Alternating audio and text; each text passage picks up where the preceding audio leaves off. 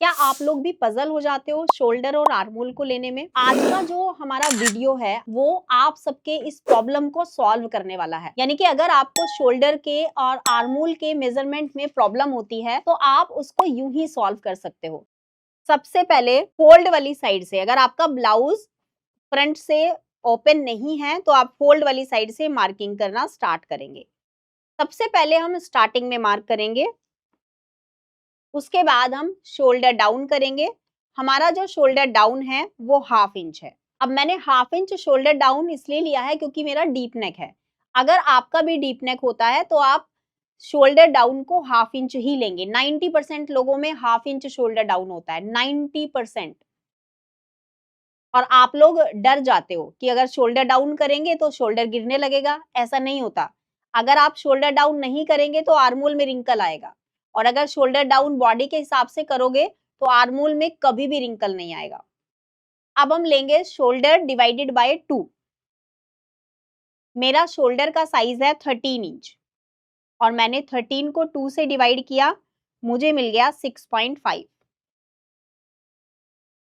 अब इसी लाइन पर आपको अपने साइज का 4th पार्ट लेना है। अब आपका साइज तो कुछ भी हो सकता है, 30 हो सकता है, 32 हो सकता है, 34 हो सकता है, मेरा तो 36 है। मुझे अपने साइज का 4th पार्ट लेना है। उसके बाद मुझे 0.75 इंच माइनस करना है, तो यहाँ पर 0.75 इंच पे मार्क करेंगे, और ये 0.75 इंच आपका हर साइज में रहेगा। तो इसमें ऐसा नहीं है 32 में अलग लोगे, 30 में अलग लोगे।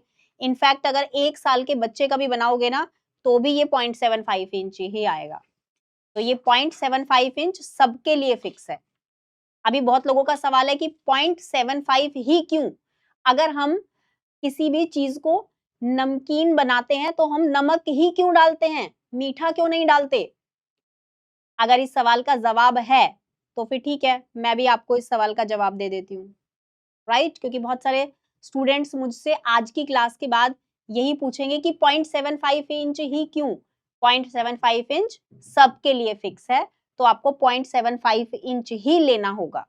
अब हम यहाँ पे जो डिस्टेंस बचा है, ये वाले पॉइंट और ये वाले पॉइंट के बीच में जो गैप है, इसको हम अपने मेजरमेंट टेप में ऊपर निकालेंगे ऐसे। और अब आप अपने आर्मोल का हाफ लेंगे। जिसका जो भी आर्मोल है, उसका हाफ लेंगे और मार्क कर देंगे। आपका 17 होगा तो आप 8.5 पे लेंगे, 19 होगा तो फिर आप उससे ज़्यादा लेंगे, ठीक है? 18 होगा तो आप 9 इंच पे लेंगे। तो ऐसे ही जो भी आपका आर्मोल का साइज़ है, उसको 2 से डिवाइड करके यहाँ पे मार्क कर देंगे। अब देखो मेरा आर्मोल का लेंथ कितना आया है? मेरा आर्मोल लेंथ आया है 6.25। अब जो भी मेरा आर्मोल लेंथ आया है, यहाँ पर हम स्ट्रेट लाइन ड्रॉ करेंगे।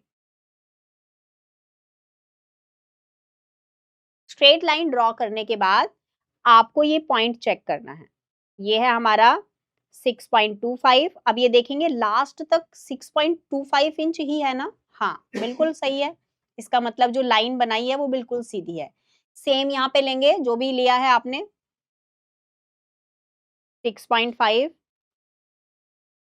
सेम यहाँ पे लेंगे जो भी लिया है आपने 9 इंच। अब हमें यहाँ पर 1.5 इंच प्लस करना है। इसको हाफ इंच नीचे रखेंगे ऐसे,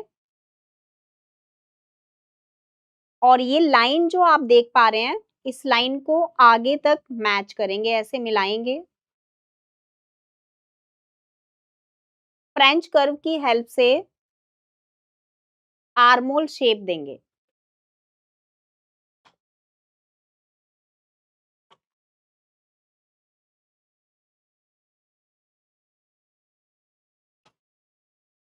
अब मैं पहले आर्मोल को कटिंग करने से पहले आपको मैच करके दिखाऊंगी कि मेरा आर्मोल का साइज कितना है।